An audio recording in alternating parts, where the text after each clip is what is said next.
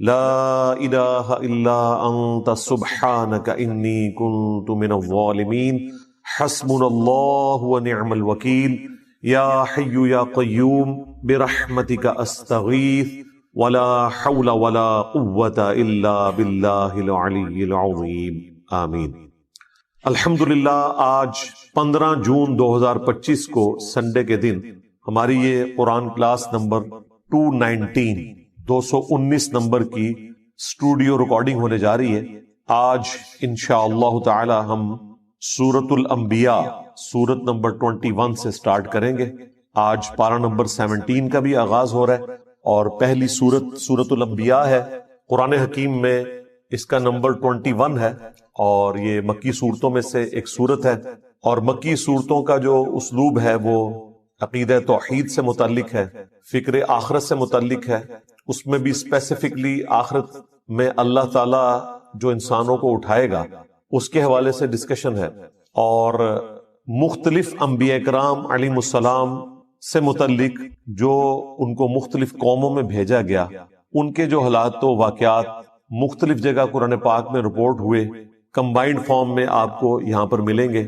اسی نسبت سے اس کا نام سورۃ الانبیاء ہے۔ اس میں حضرت ابراہیم علیہ السلام کا ذکر خیر بھی ملے گا، عیسیٰ علیہ السلام کا، سیدہ مریم کا، اور باقی انبیاء کرام کا۔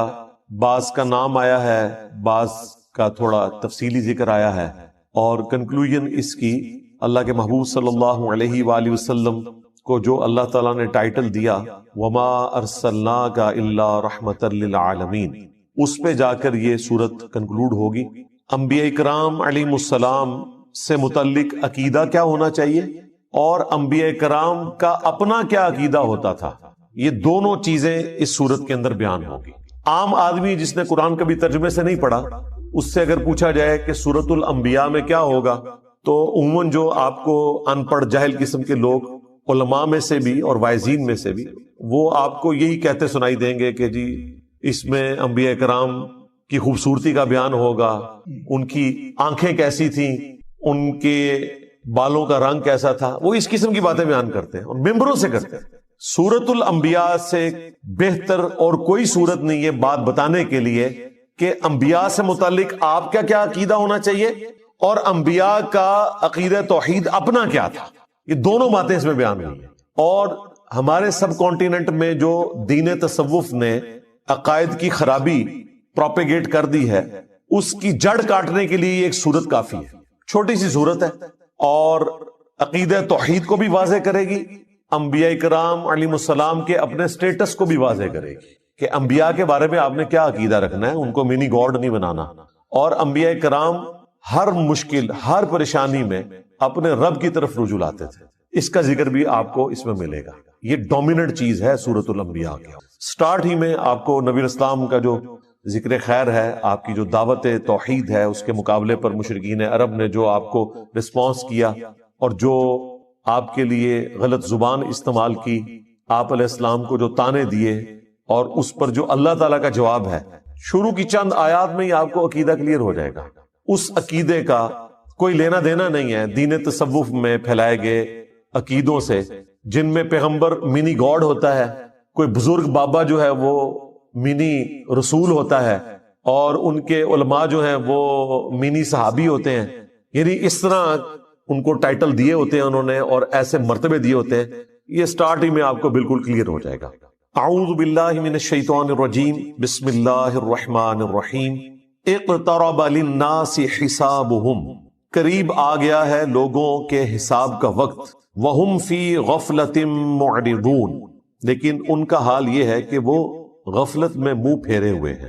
ایبسولوٹلی اس آیت کو دیکھا جائے تو پوری انسانیت کے لیے جیسے ہی انسان نے مرنا ہے، آخرت کی زندگی شروع ہو جانی ہے، اس کا حساب بالکل اس کے قریب ہے، لیکن انسان غفلت کی زندگی گزار رہا ہے۔ اور اگر آپ اسے ریلیٹیولی دیکھیں آنے والے ٹاپک کے ساتھ، تو یہ مشرکین عرب سے متعلق ہے کہ اللہ تعالیٰ نے ان کے لیے فیصلہ فرما لیا ہے کہ ان پر عذاب استیصال آئے گا، غزوہ بدر کی شکل میں، اس کے بعد غزوہ احد کی شکل میں، خندق کی شکل میں۔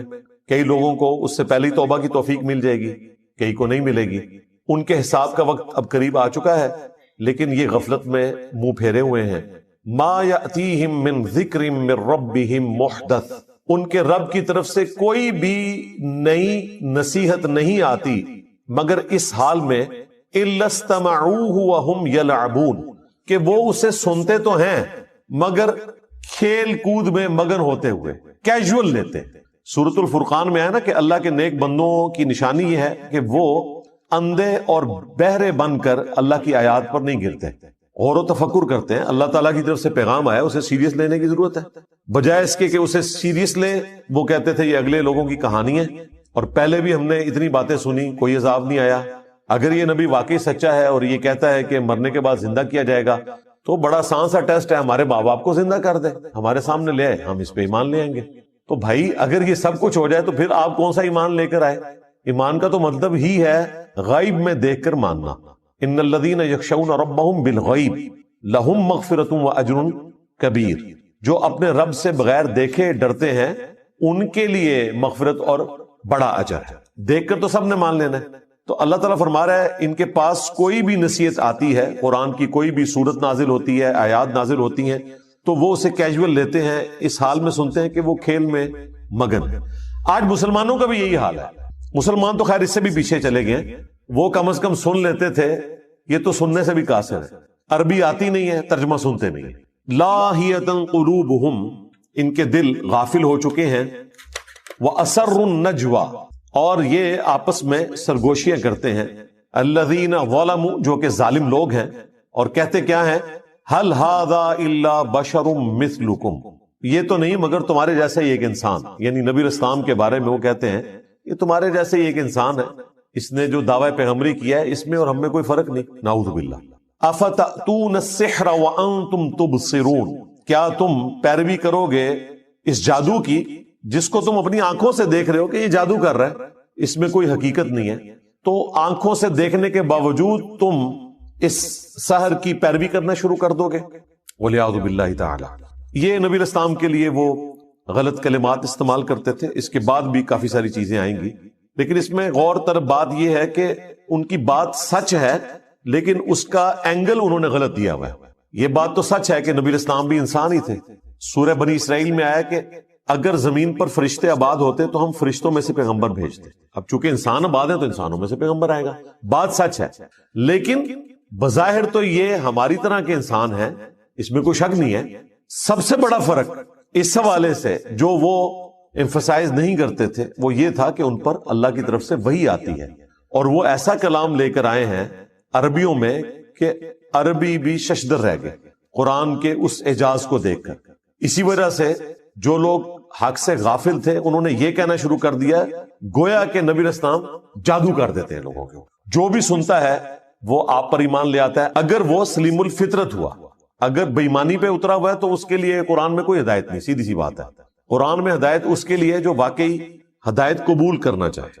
صحیح مسلم میں جو دماد نامی ایک عامل کا ذکر ملتا ہے، اردو میں ہم زماد کہتے ہیں، عربی میں ضماد ضاد کے ساتھ، وہ جھاڑ پھونک کا کام کرتا تھا۔ صحیح مسلم شریف میں آتا ہے کہ وہ جب مکے میں آیا تو کچھ لوگوں نے اس سے کہا کہ اس طرح ہمارے ایک بڑے ڈائنامک انسان تھے، بڑی اچھی پرسنالٹی محمد صلی اللہ علیہ وآلہ وسلم کی، اور کچھ عرصے سے انہوں نے یہ باتیں کرنا شروع کر دی ہیں، ہمیں لگتا ہے کہ وہ غار ہرا میں جو گئے تھے وہاں پر ان کے اوپر کوئی آسیب کا سایہ ہو گیا، تو تم علاج کرنا جانتے ہو تو تم ان کا علاج کرو، کوئی جادو ہو گیا ان کے اوپر یا آسیب آ گیا۔ صحیح مسلم کے الفاظ ہیں کہ وہ نبی اسلام کے پاس آیا تو اس نے کہا کہ اے محمد اگر آپ چاہیں تو میں آپ کا علاج کر سکتا ہوں، آپ بتائیں کہ آپ کیا دعوت رکھتے ہیں، میں آپ کی بات سننا چاہتا ہوں تاکہ میں جج کروں۔ تو نبی اسلام نے ابھی قرآن تلاوت نہیں کیا، آپ نے صرف خطبے کے سٹارٹ کے الفاظ اس کے سامنے تلاوت کیے، ان الحمد للہ نحمده ونستعینه ونستغفره ونعوذ باللہ من شرور انفسنا ومن سیئات اعمالنا۔ یہ خطبہ جو میں سٹارٹ میں پڑھتا ہوں، اس نے کہا کہ ایک دفعہ مجھے دوبارہ سنائیں، دوبارہ سنا تو اس نے کہا میں گواہی دیتا ہوں کہ آپ اللہ کے رسول ہیں۔ یہ کلام ایسا کلام ہے ہی نہیں ہے، ابھی قرآن نہیں پڑھا تھا، صرف خطبے کے الفاظ، اور ظاہر اس میں تو دعوت تھی نا، آپ نے گاڈ اورینٹڈ ہونا ہے۔ ساحروں کی گفتگو اس قسم کی تو نہیں ہوتی، شاعروں کی گفتگو اس قسم کی تو نہیں ہوتی، وہ تو خوابوں کی دنیا میں رہتے ہیں، وہ تو عشق مجازی کا شکار ہوئے رہتے ہیں۔ یہ تو گاڈ اورینٹڈ چیز اور وہ بھی اتنی پرفیکشن کے ساتھ، وہ ایمان لے آیا۔ اب اس فیلڈ کے ایکسپرٹ نے اسلام قبول کر لیا۔ ہونا تو چاہیے تھا جن لوگوں نے بھیجا تھا وہ سارے بھی مسلمان ہوتے، کیونکہ جس بندے کے اوپر ان کا تکیہ تھا وہ ایمان لے آیا۔ لیکن وہی ہوا جس طرح جادوگر ایمان لے آئے، فرعون نہیں ایمان لے کر آیا، حالانکہ فرعون کو ایمان لانا چاہیے تھا کہ اس کے اپنے جادوگر مان گئے کہ یہ جادو نہیں ہے۔ یہاں پر بھی کافروں کو مان لینا چاہیے تھا کہ زماد نے جب یہ بات کہہ دی تو پھر یقیناً نبی علیہ السلام ایک غیر معمولی انسان ہے، لیکن چونکہ وہ حق قبول نہیں کرنا چاہتے تھے، اللہ تعالیٰ نے ان کو ہدایت نہیں دی، تو پھر ان کے پاس بہانہ یہ ہوتا تھا کہ یہ جادو ہے، اگلے لوگوں کی کہانیاں ہیں۔ اب اس کے جواب میں نبی علیہ السلام نے اللہ کے حضور عرض کی، قال ربی یعلم القول فی السماء والارض۔ نبی علیہ السلام نے کہا کہ میرا رب خوب جانتا ہے جو بات کہی جاتی ہے آسمان میں اور زمین میں، وَهُوَ السَّمِيعُ الْعَلِيمُ، اور وہی سننے والا ہے، سب کچھ جاننے والا ہے۔ یعنی نبی علیہ السلام نے اپنے غم کی فریاد اپنے رب کے حضور رکھی اور مشرکین عرب سے کہا کہ یہ جو کچھ تم باتیں کر رہے ہو نا میرے بارے میں، میرا رب خوب جانتا ہے، اسے تو پتا ہے کہ میں اللہ کا پیغمبر ہوں، ہر چیز سے وہ واقف ہے۔ بل قالوا اضغاث احلام، بلکہ وہ یہ بھی کہنا شروع ہو گئے کہ یہ پریشان خواب ہیں، بل افتراہ، بلکہ یہ خود سے انہوں نے گھڑ لیا ہے، بل ہوا شاعر، نہیں بلکہ یہ شاعر ہے، خود بھی ایک بات کے اوپر قائم نہیں ہے۔ دیکھیں اگر کسی شخص کو یہ پتا چل گیا کہ یہ سامنے والا بندہ کیا ہے تو وہ بار بار اپنا بیان تو نہیں بدلتا۔ تم نے ساحر کہا، چیپٹر کلوز کرو، نہیں تسلی نہیں ہوئی کیونکہ جھوٹ کہا ہوا تھا نا۔ کسی کو یہ لولی پاپ دے دیا کہ ان کو خواب آتے رہتے ہیں، وہ یہ بیان کرتے ہیں۔ بعض جگہ پہ آیا کہ یہ اساطیر الاولین ہے، اگلے لوگوں کی کہانیاں بیان کرتے ہیں۔ اچھا، بعض لوگوں کو انہوں نے کہا کہ انہوں نے اللہ پر جھوٹ باندھ دیا، اور بعض کو کہا کہ یہ شاعر ہے۔ اب اتنے زیادہ بیانات، جادوگر، دیوانہ، اگلے لوگوں کی کہانیاں، پریشان خواب، جھوٹ گھاڑ لیا ہے، شاعر ہیں، مجنون ہیں، یعنی یہ 7 تو میں نے انگلیوں پہ آپ کو گنوا دی گالیاں جو وہ دیا کرتے تھے اپنے نظام میں۔ اب اس کے اگینسٹ نبی علیہ السلام کو نبوت ثابت کرنے کے لیے وہ ڈیمانڈ کیا رکھ رہے ہیں؟ فَلْيَأْتِنَا بِآيَةٍ كَمَا أُرْسِلَ الْأَوَّلُونَ، اگر واقعی یہ پیغمبر ہے نا تو یہ اس طرح کے معجزات کیوں نہیں لے کر آتا جو معجزات اگلے لوگوں کو، اگلے پیغمبروں کو دیے گئے تھے۔ یعنی یہ ہمیں خود ہی بتاتا ہے کہ موسیٰ علیہ السلام کے پاس عصا کا معجزہ تھا، وہ اژدہا بن جاتا تھا، عیسیٰ علیہ السلام مردوں کو زندہ کر دیتے تھے، تو اس قسم کا کوئی معجزہ یہ ہمیں بھی کر کے دکھائے، ہم مان لیں گے۔ اچھا، یہاں تک اگر بات دیکھی جائے تو لاجیکلی ان کی بات درست ہے کہ جو پیغمبر عوام کے سامنے اگلے انبیاء کے واقعات بیان کر کے اور ان کے معجزات بتا کر دعوی نبوت کر رہے ہیں، تو اس کا منطقی نتیجہ یہ ہے کہ اس کے مخاطبین اس سے کہیں کہ اچھا یہ جو آپ بتا رہے ہیں آپ بھی کر کے بتائیں نا، تو ہم آپ پر ایمان لے آئیں گے۔ تو یہ ڈیمانڈ کوئی غلط نہیں تھی ان کی، لیکن اللہ کا فیصلہ کچھ اور تھا۔ اللہ تعالیٰ نے اس کے جواب میں کیا فرمایا؟ اس جگہ پر ہر جگہ جواب ڈیفرنٹ آئے گا، یہاں پر کیا جواب آیا؟ ما آمنت قبلہم من قریۃ اہلکناہا، ان سے پہلے جو بستیاں ہلاک کر دی گئیں ان کے رہنے والے بھی ایمان نہیں لے کر آئے تھے۔ افہم یؤمنون، تو کیا اب یہ لوگ ایمان لے آئیں گے؟ یعنی اللہ تعالیٰ نے اپنا ایک رول بتا دیا کہ اگلے انبیاء کے ماننے والوں کی ڈیمانڈ کے اوپر ہم نے منہ مانگے معجزات دکھائے، تو اس کا اینڈ رزلٹ یہی نکلا کہ ایمان وہ نہیں لے کر آئے۔ تو ان کے ساتھ بھی یہی ہونا ہے، اگر ہم نے ان کا منہ مانگا معجزہ دکھا دیا تو یہ ایمان نہیں لائیں گے۔ لیکن اس کے بعد رزلٹ کیا نکلے گا؟ وہ سورہ بنی اسرائیل میں اللہ تعالیٰ نے جب 9 معجزات کا ذکر کیا جو نبی علیہ السلام سے وہ ڈیمانڈ کرتے تھے، انہوں نے ایک پوری لسٹ ان کو پیش کی تھی کہ آپ آسمان پر چڑھ کر بتائیں، ہمارے سامنے چڑھے اور ہمارے سامنے آپ کتاب لے کر اترے، ہم مان لیں گے۔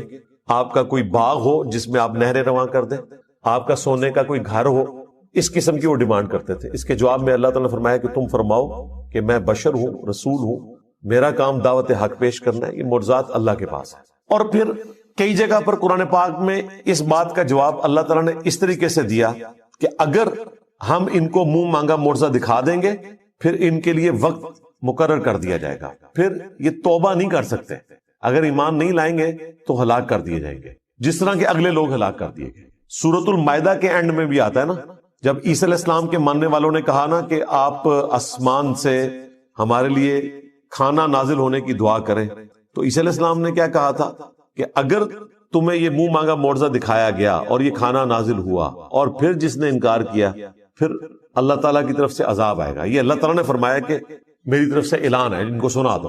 تو یہ اللہ تعالیٰ کا قانون ہے کہ جب منہ مانگا معجزہ پورا کیا جائے، اس پر انکار آئے تو پھر اللہ تعالیٰ اس قوم کو ہلاک کر دیتا ہے. لہٰذا یہ اللہ تعالیٰ کی رحمت ہے کہ منہ مانگا معجزہ نہ دکھایا جائے.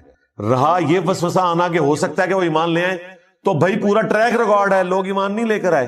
سورۃ الانعام میں سورہ الحجر میں اللہ تعالیٰ نے فرمایا کہ اگر ہم ان کی آنکھوں کے سامنے آسمان سے قرآن کو نازل کرتے تختیوں کے اوپر اور یہ نازل ہوتا ہوا دیکھ لیتے اور اس لکھی ہوئی کتاب کو اپنے ہاتھوں سے چھو بھی لیتے، تب بھی انہوں نے یہ کہنا تھا کہ ہماری آنکھوں پر جادو کر دیا گیا. یعنی دل بے ایمان تھے اجتا ٹھیر.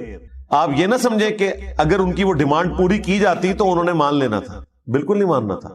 کیا جادوگروں کے ایمان لانے کے بعد فرعون نے مان لیا تھا کہ میرے ایکسپرٹس نے ڈکلیئر کر دیا ہے کہ یہ جادو نہیں ہے، یہ پیغمبر ہے؟ نہیں مانا. تو یہ اللہ کی رحمت ہے منہ مانگا معجزہ نہ دکھانا.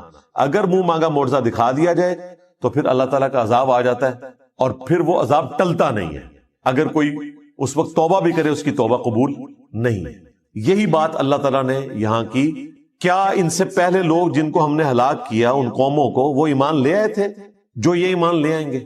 اب اس سے یہ بھی پتا چل گیا کہ نبی علیہ السلام کو اللہ تعالیٰ نے کافروں کو دکھانے کی خاطر اس قسم کا کوئی معجزہ نہیں دیا جو کافر ڈیمانڈ کیا کرتے تھے. لہٰذا یہ دعویٰ کرنا کہ عبد القادر جیلانی نے مردہ زندہ کیا اور اس میں یہ رنگ بھرنا کہ چونکہ حضرت عیسیٰ علیہ السلام نے مردہ زندہ کیا تھا تو اس امت کے اولیاء جو ہیں وہ بنی اسرائیل کے پیغمبروں کی طرح ہیں، یہ کوئی آیت حدیث نہیں ہے.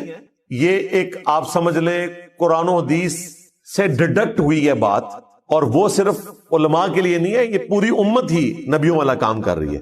کنتم خیر امت اخرجت للناس تأمرون بالمعروف وتنہون عن المنکر. یہ پوری امت ختم نبوت کی برکت سے نبیوں والا کام کر رہی ہے. اس اعتبار سے پوری امت بنی اسرائیل کے پیغمبروں کی طرح ہے کام کرنے کے اعتبار سے. مرتبے کی نہیں بات ہو رہی، یہ ذہن میں رکھیے گا. انبیاء کے مرتبے کو کوئی نہیں پہنچ سکتا کام کرنے کے اعتبار سے. اب جن کی پرائمری رسپانسبلٹی تھی دعوت حق پیش کرنا، یعنی کہ اللہ کے محبوب صلی اللہ علیہ وآلہ وسلم، ان کے مخالفین جو تانا دیا کرتے تھے اس تانے کو ختم کرنے کے لیے بھی اللہ تعالیٰ نے نبی علیہ السلام کو عصا کا معجزہ یا مردہ زندہ کرنے کا معجزہ نہیں دیا. تو عبد القادر جیلانی تو شاہی کوئی نہیں. یہ ساری سٹوریاں کہانیاں بنائی ہوئی ہیں. پھر عبد القادر جیلانی کو بھی جسٹیفائی کرنے کے لیے نبی علیہ السلام سے متعلق بھی ایک جھوٹا واقعہ مشہور کر دیا کہ ایک صحابی کے بچے نے جو ہے وہ دوسرے بچے کو ذبح کیا اور پھر نبی علیہ السلام کی دعوت کو جابر بن عبداللہ کی طرف منسوب. ایک توبہ توبہ. قرآن تو بالکل اور بات کر رہا ہے. پھر ہمارے جو خادم رضوی صاحب تھے وہ کہتے ہیں کہ ممتاز قادری جو ہے وہ اپنی ایمبولینس سے باہر نکل آیا اور قبر پہ گئے تو 2 تلواریں اٹھائے ہوئے باہر نکل آیا اور جیسے ہی پولیس والے قریب آئے ڈر کے پھر دوبارہ لیٹ گیا. یہ میں کہہ رہا ہوں پوری دنیا نو بریلوی کر لو یار، اس طرح کا منظر دکھا کے سب جھوٹ ہے. اس طرح نہیں ہو سکتا بھائی. اگر نبی علیہ السلام کو وہ معجزات نہیں دیے گئے نا تو باقیوں کو تو دینے کی ضرورت ہی نہیں ہے نا. باقیوں کو منوانا تو نہیں ہوتا، اللہ نے منوانا صرف پیغمبر کو ہوتا ہے. پیغمبر کے بعد کرامت کا کنسپٹ یہ ہے کہ اللہ تعالیٰ کسی پہ کرم کرتا ہے. کوئی کر کے نہیں کچھ دکھا سکتا. یہ ذہن میں رکھیے گا کہ میں یہ کرنے لگا ہوں یا میں یہ کر سکتا ہوں. یہ صرف نبی کہہ سکتا ہے، وہ بھی اتنا جتنا اللہ اس کو بتائے، کیونکہ نبی کو منوانا ہوتا ہے، غیر نبی کو تو نہیں منوانا ہوتا. تو نبی علیہ السلام کے بارے میں کافر اتنی بڑی بڑی باتیں کر رہے ہیں اور اس کی کنکلوژن اس اعتبار سے کر رہے ہیں کہ اچھا تو واقعی اگر نبی ہے نا، تو شاعر نہیں ہے، تجھے پریشان خواب نہیں آتے، تو نے اللہ پر جھوٹ نہیں باندھا، تو اگلے لوگوں کی کہانیاں بیان نہیں کرتا، تو جادوگر نہیں ہے، تو مجنون نہیں ہے، تو ٹھیک ہے جو تو نے خود معجزات بیان کیے نا ان میں سے کوئی ایک معجزہ کر کے دکھا. نہیں. سورۃ الانعام میں اللہ تعالیٰ نے فرمایا اے نبی ہم نے تو معجزہ نہیں دکھانا جو یہ ڈیمانڈ کر رہے ہیں. تم سے ہو سکے تو زمین میں کوئی سرنگ تلاش کر لو یا آسمان پہ سیڑھی لگا دو اور کوئی معجزہ لے آؤ، اور اے نبی جاہلوں میں نہ ہو. اتنے سخت الفاظ. یہ قرآن ہے بھائی، یہ کتابوں کا خدا ہے، یہ بابوں کا خدا نہیں ہے، یہ بابوں کا پیغمبر نہیں ہے، یہ بابوں کا دین نہیں ہے، یہ کتابوں کا دین ہے. جو واقعی صحیح بات اللہ تعالیٰ کی طرف سے انسانیت کو پہنچائی گئی ہے. تو کلیئر کٹ اللہ تعالیٰ نے فرمایا کہ چونکہ اگلے لوگ ایمان نہیں لے کر آئے تھے، یہ بھی نہیں لائیں گے، لہٰذا ان کے لیے یہ ہے کہ انہیں ڈھیل دی جائے اور منہ مانگا معجزہ نہ دکھایا جائے. سورۃ الانبیاء کی 6 آیات پوری ہوئی ہیں اور مسلمانوں کی اکثریت کا عقیدہ اس کا جنازہ نکل گیا کہ اس عقیدے کا کوئی لینا دینا نہیں ہے قرآن و سنت کے عقائد کے ساتھ. سورۃ الانبیاء یہ پڑھ کے بتا دیتے تو انہیں پتا چل جاتا کہ انبیاء کا کیا سٹیٹس ہے. اس کے جواب میں اگر یہ قرآن کی آیات آدھی پڑھی جائیں اور ان سے پوچھا جائے کہ بتاؤ پھر اللہ نے کیا جواب دیا ہوگا، تو یہ تو آپ کو یہی بتائیں گے کہ اللہ تعالیٰ نے پھر معجزات دے دیے ہوں گے. تو ایسا نہیں ہوا. سورۃ العنکبوت میں اللہ تعالیٰ نے فرمایا کہ اے نبی، اس قرآن کے نزول سے پہلے نہ تو آپ کتاب میں سے کچھ پڑھ سکتے تھے، نہ اپنے دائیں ہاتھ سے کچھ لکھ سکتے تھے، ورنہ یہ چیز کافروں کو شک میں مبتلا کر دیتی کہ یہ کتاب آپ نے خود لکھ لی ہے. کیا ان کے لیے کافی نہیں ہے کہ اللہ تعالیٰ کی آیات صبح و شام ان پر تلاوت کی جاتی ہیں؟ یہ معجزہ ہے. تو دعوی نبوت والا معجزہ نبی علیہ السلام کا قرآن ہے. جس طرح کہ عیسیٰ علیہ السلام کا مردوں کو زندہ کرنا اور موسیٰ علیہ السلام کا لاٹھی کو پھینک کر اژدہا بنانا اور اسے ہاتھ لگانا اور دوبارہ اس کا لاٹھی بننا، اس طریقے پہ نبی علیہ السلام کا معجزہ یہ قرآن ہے. یہ سورۃ العنکبوت میں اور کئی صورتوں میں ذکر ہوا اور نبی علیہ السلام نے تو بالکل کھول کر اس کو مزید بیان کیا. بخاری مسلم میں حدیث ہے اللہ تعالیٰ نے ہر نبی کو کوئی نہ کوئی معجزہ دیا تھا. یہ معجزہ تو ہم ویسے علم الکلام میں استعمال کرتے ہیں، قرآن و سنت میں اس کے لیے ٹرم آتی ہے آیتن. یہاں پر بھی دیکھ لیں فَلْيَأْتِنَا بِآیَةٍ، نشانی، معجزہ عقل کو عاجز کر دینے والی چیز، فزیکل فینامنا آف نیچر کو توڑنے والی چیز، اس لیے ہم یہ معجزہ کی ٹرم استعمال کرتے ہیں. ویسے اس کے لیے ٹرم ہے آیا، نشانی. تو اللہ تبارک و تعالیٰ نے نبی علیہ السلام کو قرآن کا معجزہ دیا. بخاری مسلم میں اس حدیث میں آتا ہے کہ ہر نبی کو معجزہ دیا، مجھے اللہ تعالیٰ نے وحی کا معجزہ دیا ہے.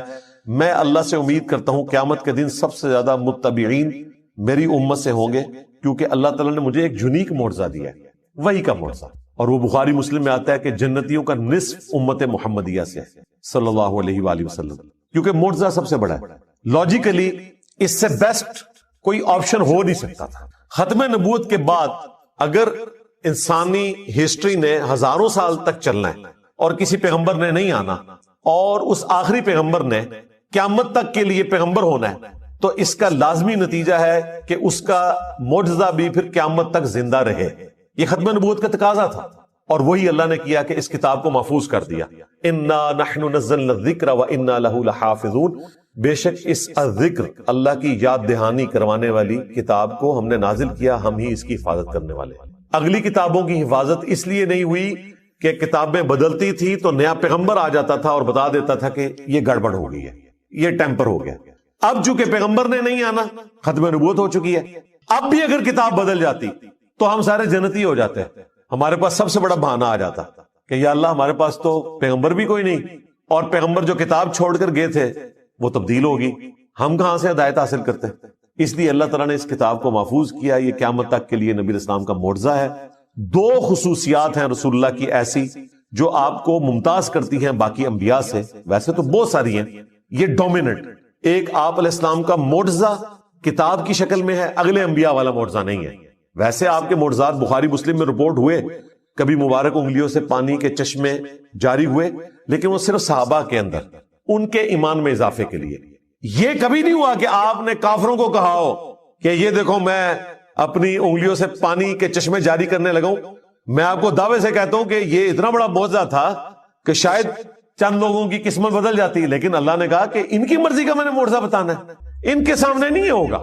ہاں، یہ جتنے معجزات آئے ہیں یہ مسلمانوں کے سامنے ہوئے ہیں. مسلم شریف میں آیا کہ 2 درخت اپنی جڑوں سے اکھڑے نبی علیہ السلام کے اشارہ کرنے پہ، اور وہ مل گئے. نبی علیہ السلام رفع حاجت کے لیے اس کے پیچھے گئے اور پھر دوبارہ سے وہ اپنی جگہ پر چلے گئے.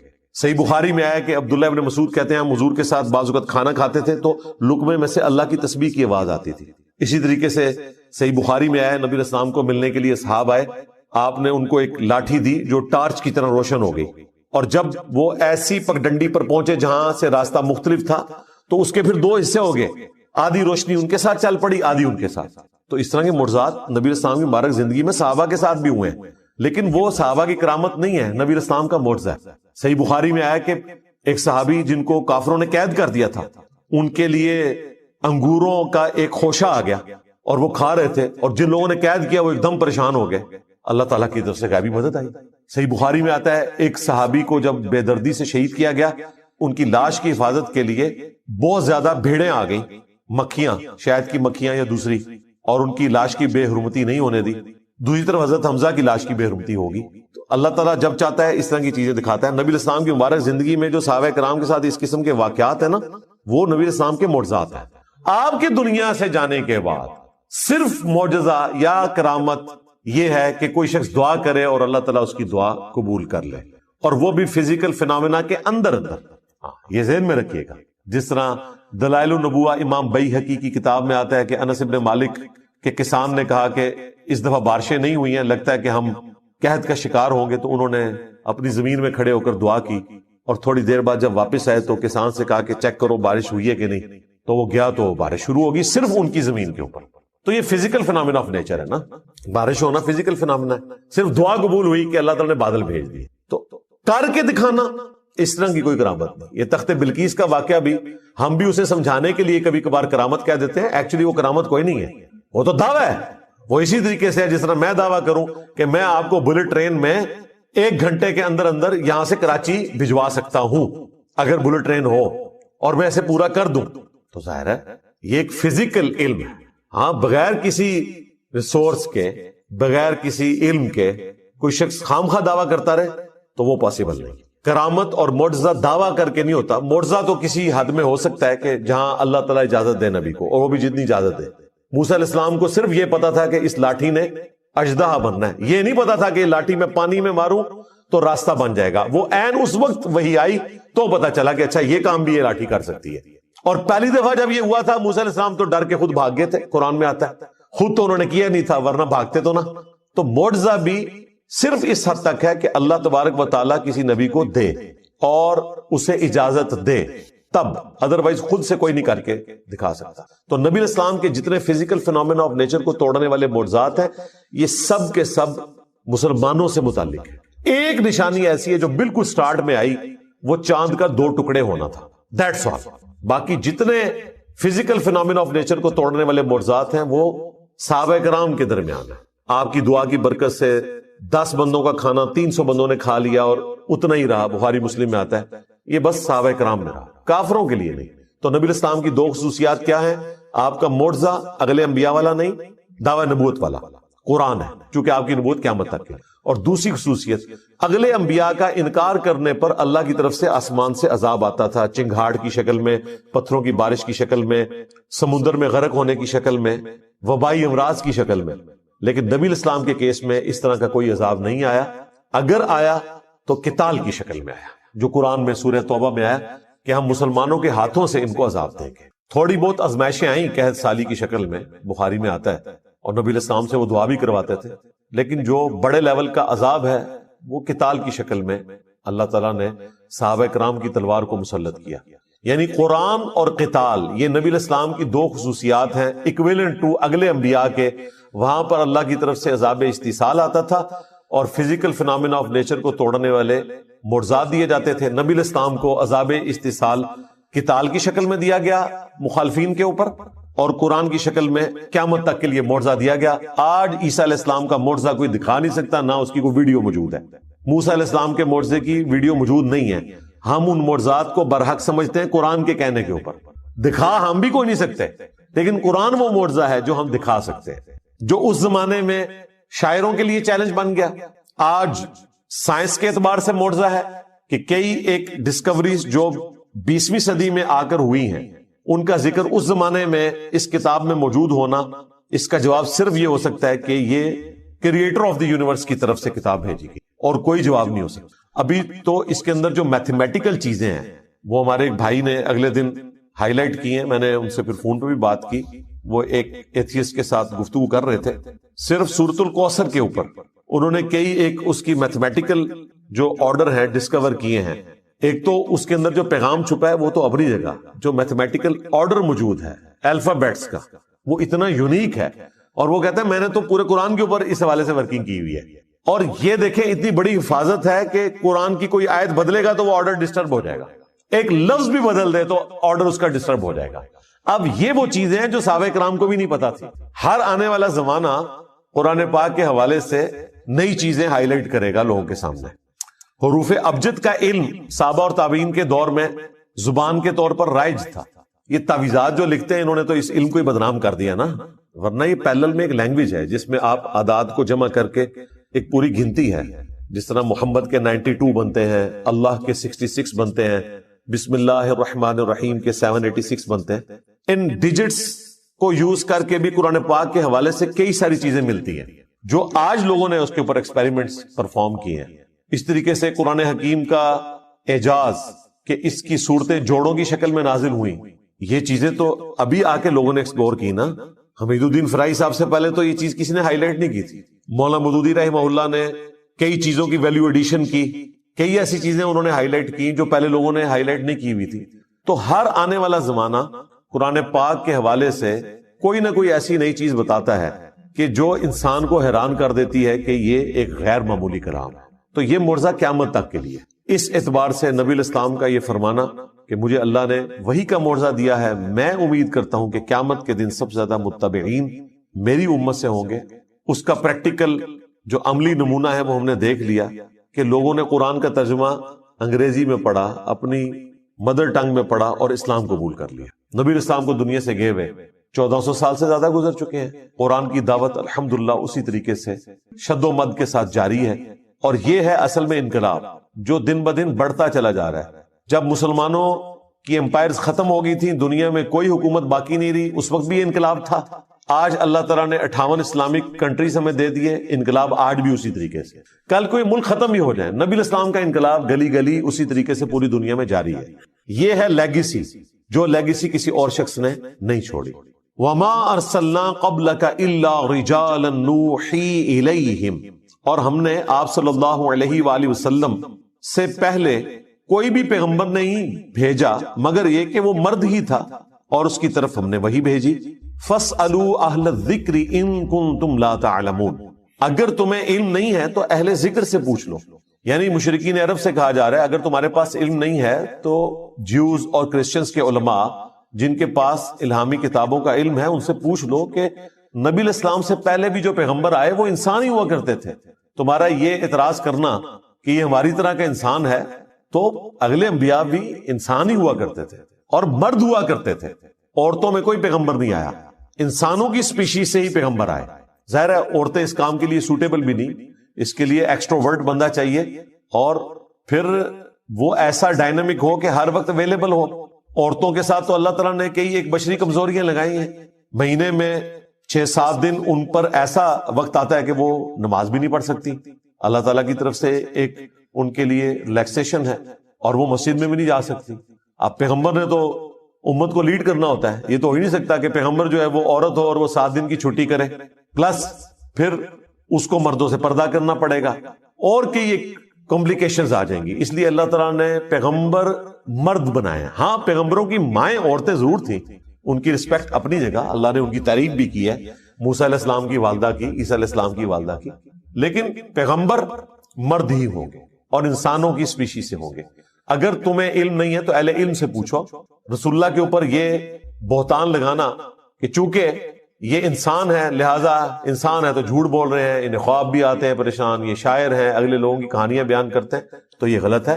انسان ضرور ہے, اور وہ اس لیے کہ تم انسان ہو اور انسان انسانوں کو فالو کر سکتے ہیں. آئیڈیل انسانوں کے لیے انسانوں میں سے ہی ہو سکتا ہے, لیکن مرتبے کا جو معاملہ ہے اللہ کے ساتھ جو ان کا تعلق ہے اس میں کوئی انسان کے برابر نہیں ہو سکتا. وہی کا آنا ہی بہت بڑا ڈفرنس ہے. تو اگلے انبیاء کے ماننے والوں کے پاس کتاب کا علم ہے, ان سے پوچھ لو اگر تمہارے پاس علم نہیں ہے. اب یہ مشہور آیت کا حصہ ہے جو اکثر لوگ پیش کرتے ہیں, فَاسْأَلُوا أَهْلَ الذِّكْرِ إِن كُنتُمْ لَا تَعْلَمُونَ, اور پھر تختہ مشق مجھے بنانا شروع کر دیتے ہیں. کہتے ہیں جی دیکھیں جی انجینئر صاحب سے آپ کی پوچھتے ہیں, اہل ذکر سے پوچھیں. اور بھائی انجینئر صاحب بھی اہل ذکر سے ہی پوچھتے ہیں. میں نے قرآن کا ترجمہ لکھ کر آپ کے حوالے نہیں کیا, ہم آپ کو آپ کے مولویوں کا ترجمہ پڑھنے کا کہتے ہیں, لیکن آپ کے مولوی اگر اپنا ترجمہ لکھ کے اس پہ عمل نہیں کر رہے تو آپ ان سے جا کے پوچھیں. اور ترجمے کی حد تک تو ٹھیک ہے, تفسیر میں 1000 کے قریب آیات قرآن پاک کی سائنٹیفک فیکٹس اور فزیکل فینومینا آف نیچر کے اوپر ہیں, اور مولوی کو تو سائنس کی علم بھی نہیں آتی. مولوی تو آپ کو بتا رہے ہیں زمین ساکن ہے, اور اس کو قرآن سے ثابت کر رہے ہیں, یعنی قرآن کو جھوٹا ثابت کرنے کی کوشش کر رہے ہیں. قرآن جو زمین ساکن کہتا ہے تو اس سے مراد یہ ہے کہ اس کو رہنے کے قابل بچھونا بنایا ہے.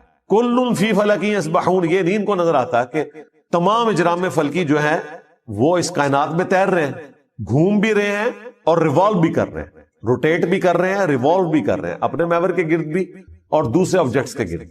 اب تو کہکشاؤں کا بھی پتہ چلا ہے کہ وہ بھی پوری کہکشائیں بھی گھوم رہی ہیں، وہ بھی اپنی ٹریولنگ کے اوپر ہیں.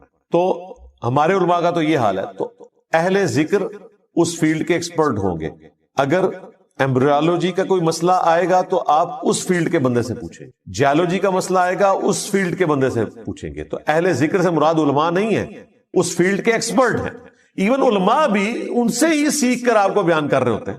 سورج گرہن اور چاند گرہن کا قرآن و سنت میں تو صرف ذکر ملتا ہے، اس کی ریزن تو نہیں بتائی گئی. رمضان مبارک کے آخری 10 دن کے اعتکاف سے متعلق صحیح فقہی احکام و مسائل. اعتکاف کا ٹاپک ایسا ہے کہ اس پہ آپ کو عموماً فقہی احکام و مسائل کے حوالے سے زیادہ تر جعلی باتیں عوام میں جو مشہور ہیں وہ ملتی ہیں، اور صحیح الاسناد احادیث کی روشنی میں بہت کم اس کے اوپر کام کیا گیا ہے.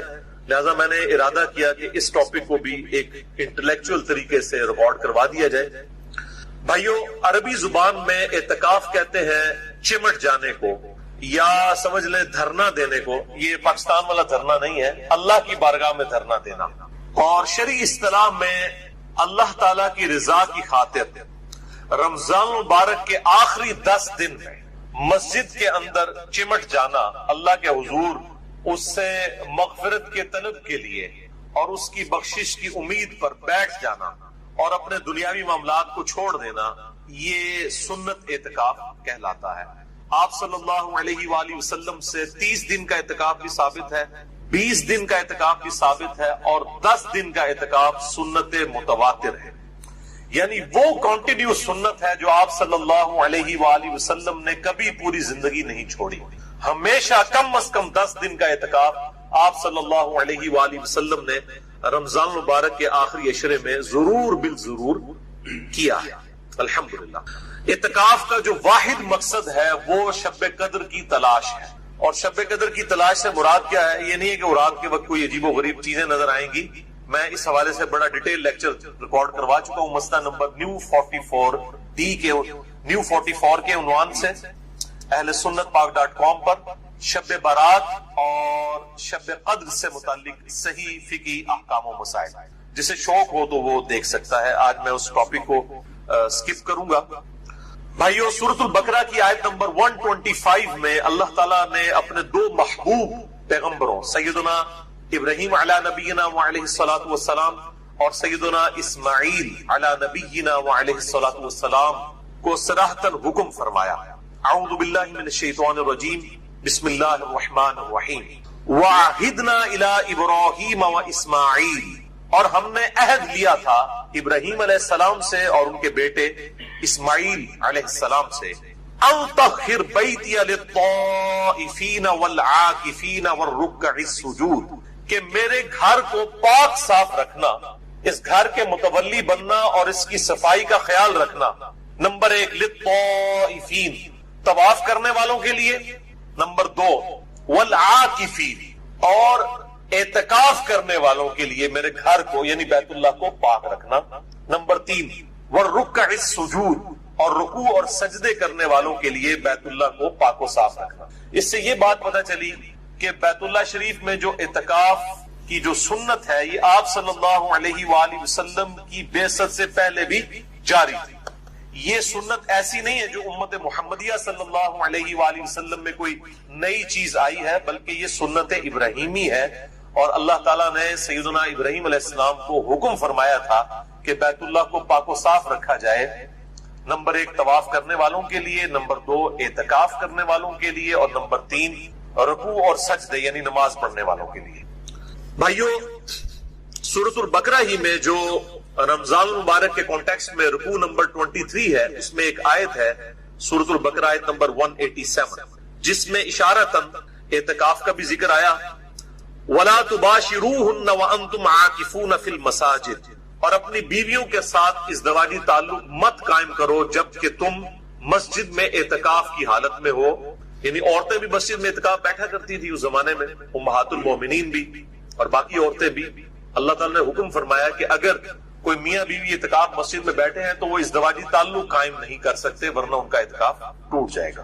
تو اس میں بھی اشارتاً اعتکاف کا ذکر آیا کہ مساجد کے اندر اعتکاف ہو سکتا ہے، یہ سنت ہے.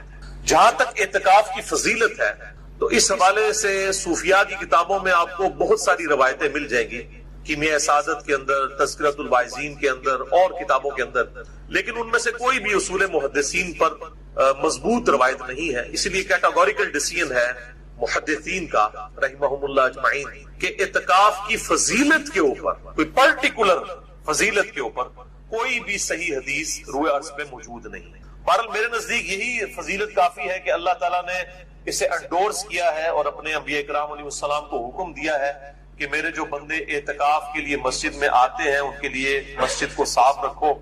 اور اس حوالے سے احکامات بھی احادیث کے اندر آئے ہیں. تو یہ خود بہت بڑی فضیلت ہے کہ انسان دنیاوی معاملات کو چھوڑ کر پورے پیشن کے ساتھ، پوری ڈیڈیکیشن کے ساتھ اللہ تعالیٰ کی بارگاہ میں حاضر ہو جائے. اللہ تعالیٰ ہم سب کو توفیق عطا فرمائے، آمین. اس حوالے سے ایک بڑی مشہور روایت پیش کی جاتی ہے جو اہل سنت کی مین سٹریم کی 3 کتابوں کے اندر موجود ہے. نمبر 1 الموجم الاوسط امام طبرانی کی کتاب میں، نمبر 2 شعب الایمان امام بیہقی کی کتاب میں، اور نمبر 3 المستدرک للحاکم میں. ان تینوں کے اندر یہ روایت موجود ہے، لیکن یہ روایت مردود ہے. بڑی مشہور روایت ہے کہ سیدنا ابن عباس رضی اللہ تعالیٰ عنہ کے بارے میں آتا ہے کہ وہ مسجد میں اعتکاف بیٹھے ہوئے تھے تو کوئی شخص جو ہے وہ ان کے پاس آیا اور اس نے کہا کہ میں فلاں شخص کا جو مقروض ہوں اور میں نے اس کا قرضہ دینا ہے اور مجھے وہ ڈھیل نہیں دے رہا، آپ میری سفارش کریں. تو ابن عباس جو ہے وہ مسجد سے اعتکاف توڑ کے باہر نکل گئے اور جا کے اس کی سفارش کی. اور جب اس شخص کے پاس گئے سفارش کے لیے، اس کو پتا چلا کہ ابن عباس آئے ہیں تو اس نے جو ہے وہ قرضہ ہی معاف کر دیا، یعنی ان کے پروٹوکول کے اندر. تو دوسرے ساتھی نے کہا کہ ابن عباس آپ تو اعتکاف بیٹھے ہوئے تھے، آپ نے اعتکاف کیوں توڑ دیا؟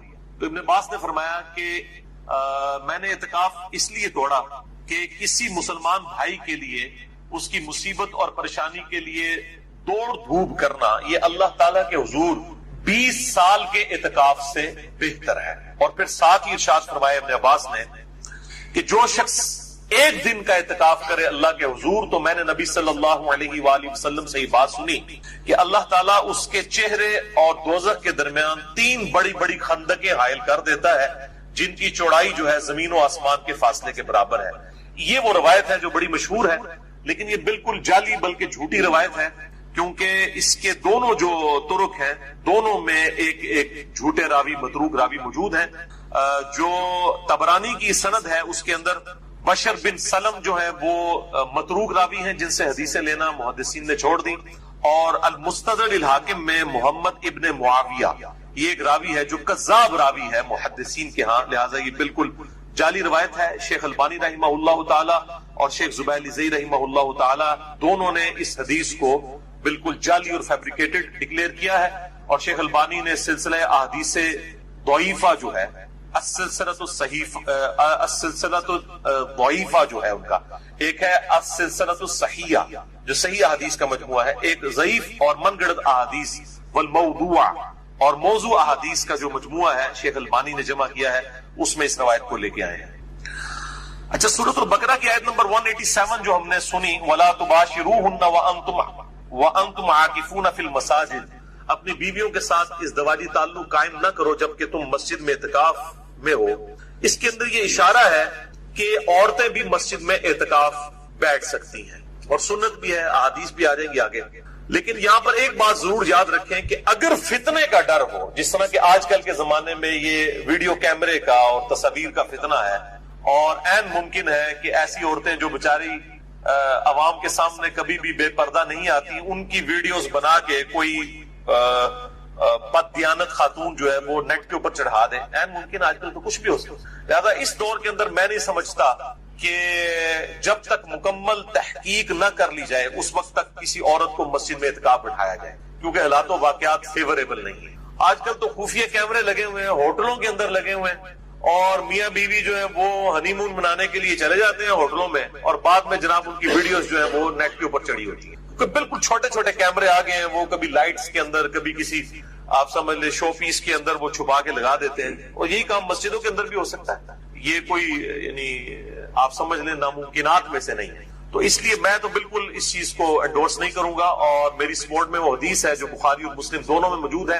اما عائشہ رضی اللہ تعالی عنہا و سلام اللہ علیہا کہتی ہے کہ اگر نبی علیہ السلام میرے زمانے کی عورتوں کو دیکھ لیتے تو ان پر مسجد میں جانے پہ بھی پابندی لگا دیتے.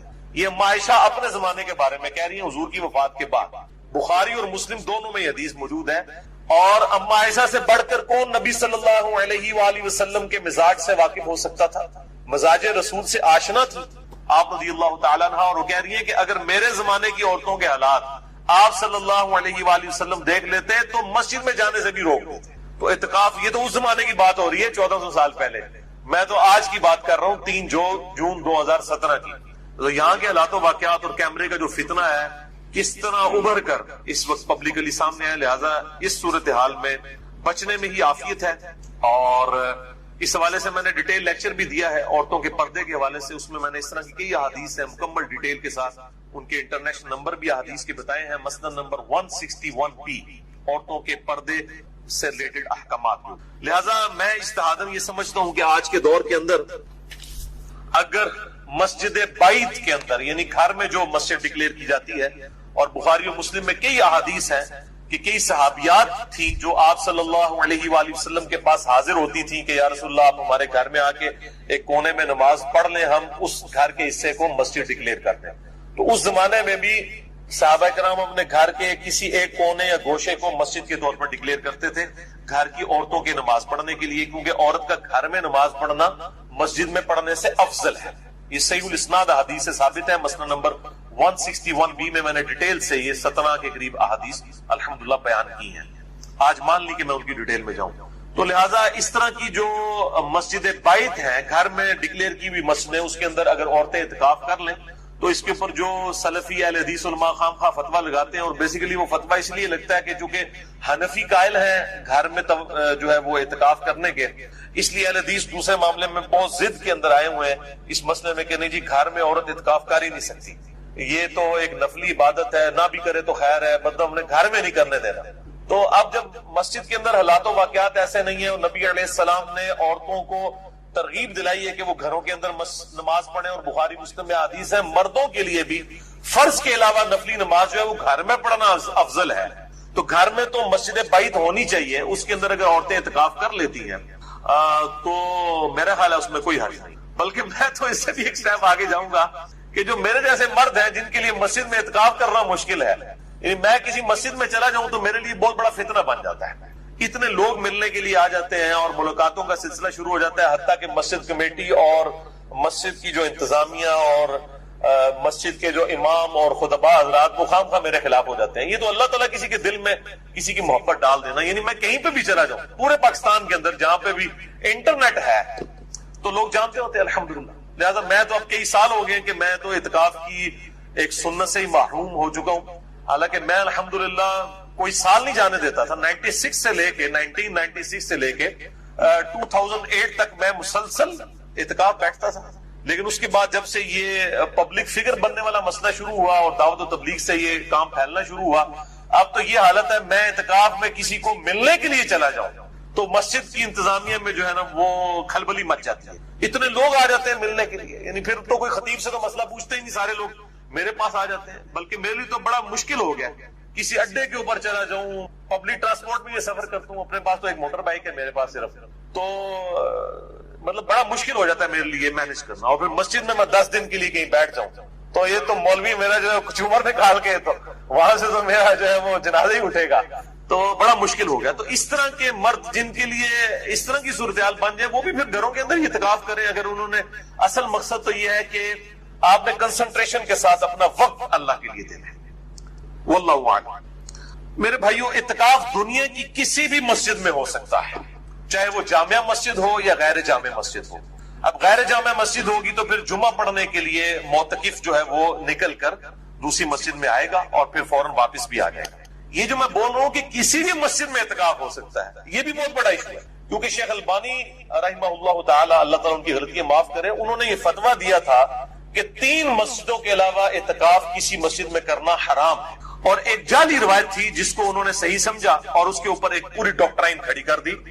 وہ روایت السنن الکبریٰ امام بیہقی کی کتاب میں ہے اور اس کے الفاظ یہ ہے کہ آپ صلی اللہ علیہ وآلہ وسلم نے فرمایا 3 مساجد کے علاوہ کسی مسجد میں اعتکاف مت کرو.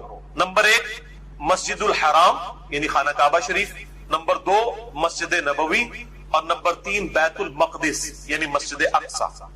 لیکن یہ روایتی جعلی ہے، اس میں سفیان بن عیینہ مدلس ہیں، ان سے روایت کر رہے ہیں اور سما کی تصریح کوئی نہیں ہے. لہذا شیخ زبیلیزئی رحمہ اللہ تعالی نے اس معاملے میں شیخ البانی کے اوپر گرفت بھی کی اور اس روایت کو جعلی ڈکلیئر کیا. اب یہ دیکھ لیں یہ روایت قرآن کے بھی خلاف ہے، کیونکہ قرآن پاک میں تو کیٹیگوریکل مینشن ہوا کہ جب تم مسجدوں میں اعتکاف کرو، وہاں پر یہ نہیں آیا کہ 3 حرم کے اندر اعتکاف کرو، وہ جرنل آیا سیدھا. لہذا دنیا کی کسی بھی مسجد میں اعتکاف ہو سکتا ہے. یہ تفرد ہے شیخ البانی کا، امت کا اجماع اس کے بالکل خلاف ہے. امت کا اجماع ہے اس معاملے میں کہ اعتکاف کسی بھی مسجد کے اندر کیا جا سکتا ہے الحمدللہ. البتہ اس کانٹیکسٹ میں وہ حدیث بالکل ٹھیک ہے جو بخاری اور مسلم دونوں میں ہے اور مشکات میں اس کا نمبر ہے 693 کہ آپ صلی اللہ علیہ وآلہ وسلم نے فرمایا 3 مسجدوں کے علاوہ کسی اور مسجد کی نیت سے، ایکسٹرا آرڈنری ثواب کی نیت سے اونٹوں کے کجاوے مت کسو. نمبر 1 مسجد حرام، نمبر 2 مسجد اقصی یعنی بیت المقدس اور نمبر 3 مسجد نبوی. وہ حدیث بالکل ٹھیک ہے کہ ایکسٹرا آرڈنری ثواب کی نیت سے کہ فلاں مسجد میں جا کے نماز پڑھوں گا تو مجھے زیادہ ثواب ملے گا، یہ نیت صرف 3 مسجدوں کے لیے ہو سکتی ہے. نمبر 1 بیت اللہ شریف کے ساتھ جو مسجد الحرام ہے، نمبر 2 مسجد نبوی اور نمبر 3 مسجد اقصی بیت المقدس یا جسے ایلیا بھی کہا جاتا ہے.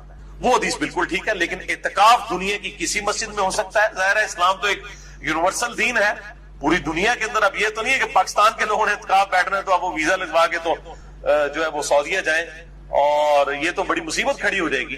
تو لا یکلف اللہ نفسا الا وسعها. اور اس سے یہ بات بھی پتہ چلی کہ جو جھوٹی اور جعلی روایتیں ہیں وہ نظر آتا ہے کہ جعلی روایتیں ہیں اور وہ قرآن کے بھی خلاف ہوتی ہیں. تو یہ بالکل جعلی روایت ہے. سفیان بن عیینہ اس میں مدلس ہیں، ان سے روایت کر رہے ہیں اور سما کی تصریح کوئی موجود نہیں ہے. اب اسی کانٹیکسٹ میں پرٹیکولرلی اعتکاف سے ریلیٹڈ میں انشاءاللہ کل 10 صحیح الاسناد احادیث انشاءاللہ بیان کروں گا ایک انٹلیکچوئل ترتیب کے ساتھ.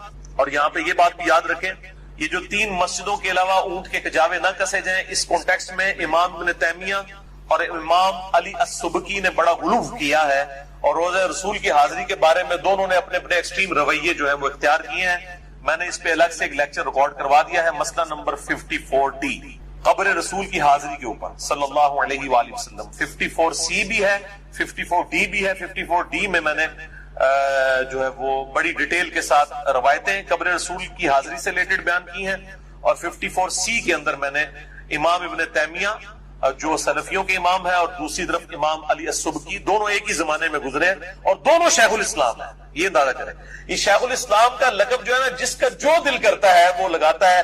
ڈاکٹر طالب قادری صاحب نے بھی لگا لیا، ان کے مقابلے میں ڈاکٹر جو ہے وہ آصف اشرف جلالی صاحب بھی اپنے ساتھ شیخ الاسلام لگانا شروع ہو گئے. یہ شیخ الاسلام یا شیخ الاسلام یہ لقب جو ہے یہ بڑا سستا ہو گیا.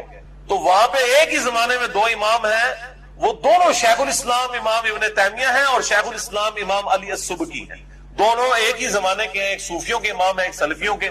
دونوں نے قبر رسول صلی اللہ علیہ وآلہ وسلم کی حاضری کے معاملے میں غلو کیا ہے اور میں نے دونوں کا رد کر کے اہل سنت کا جو منہج درمیان میں ہے مسئلہ نمبر 54C کے اندر بیان کیا ہے. جسے شوق ہو تو وہ دیکھ سکتا ہے. بہرحال اب اعتکاف کے کانٹیکسٹ میں کل 10 صحیح الاسناد احادیث میں انشاءاللہ بیان کروں گا ایک انٹلیکچوئل ترتیب کے ساتھ.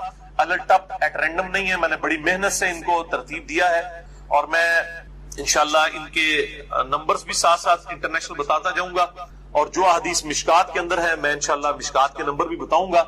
اور مشکات کو میں نے ڈکلیئر کیا ہے مشکات از دا انسائکلوپیڈیا آف حدیث. اہل سنت کی مین سٹریم کی کم از کم 13 کتابوں کا یہ مجموعہ ہے. بخاری، مسلم، ترمذی، ابو داؤد، نسائی، ابن ماجہ، الموطا امام مالک، مسند احمد، سنن الکبریٰ البیہقی، المستدرک للحاکم اور کئی کتابوں کی یہ نوٹس ہیں. 6294 احادیث کا مجموعہ. امام ولی الدین تبریزی المتوفی 748 ہجری، آج سے 800 سال پہلے یہ انہوں نے کتاب لکھی. شیخ زبیلیزئی رحمہ اللہ تعالیٰ کی تحکیم تخریج کے ساتھ اہل سنت پاک.com ہماری ویب سائٹ کے اوپر 3 PDF اس کے رکھے ہیں، جسے شوق ہو تو وہ ضرور ڈاؤن لوڈ کر کے اسے پڑھیں. میں اس کے نمبر بھی ساتھ ساتھ بتاؤں گا. اور یہ چونکہ سیکنڈری بک ہے مشکات، اس کے فٹ آپ کو پرائمری کتابوں کے نمبرز بھی مل جائیں گے. یہ میں اس لیے حوالہ دیتا ہوں کہ آپ کو اتنی کتابیں لینے کی بجائے 3 PDF رکھ لیں تو آپ یہ سمجھ لیں جس طرح وہ نوکیا کا موبائل یوزر فرینڈلی ہے نا، احادیث کی کتابوں میں سب سے یوزر فرینڈلی جو حدیث کی کتاب ہے یہ مشکات المصابیح ہے الحمدللہ. اس لیے میں نے پورا لیکچر اس کے اوپر دیا ہے، مسئلہ نمبر 111B مشکات المصابیح کا مکمل تعارف. اعتکاف کے حوالے سے پہلی حدیث بخاری اور مسلم دونوں میں ہے، مشکات میں اس کا نمبر ہے 2097. اما عائشہ رضی اللہ تعالیٰ عنہ کہتی ہیں کہ نبی صلی اللہ علیہ وآلہ وسلم رمضان مبارک کے آخری عشرے میں اعتکاف فرمایا کرتے تھے حتیٰ کہ آپ کی وفات ہو گئی، یعنی ہمیشہ آپ نے اعتکاف کیا. اور آپ کی وفات کے بعد آپ کی ازواج مطہرات یعنی آپ کی بیویاں بھی مسجد نبوی کے اندر اعتکاف فرمایا کرتی. دوسری حدیث صحیح بخاری میں ہے مشکات میں 2099 کہ نبی صلی اللہ علیہ وآلہ وسلم کو ہر سال ایک مرتبہ قرآن کا دورہ کروایا جاتا تھا، لیکن جس سال آپ صلی اللہ علیہ وآلہ وسلم کی وفات ہوئی اس سال سیدنا ابو ہریرہ کہتے ہیں کہ آپ صلی اللہ علیہ وآلہ وسلم کو 2 دفعہ دورہ کروایا گیا، یعنی حضرت جبرائیل سامنے بیٹھ کے قرآن سنا کرتے تھے. 2 دفعہ دورہ کروایا گیا اور آپ صلی اللہ علیہ وآلہ وسلم ہر سال 10 دن کا اعتکاف فرمایا کرتے تھے رمضان مبارک میں، لیکن جس سال آپ کی وفات ہوئی اس سال آپ نے 20 دن کا اعتکاف فرمایا.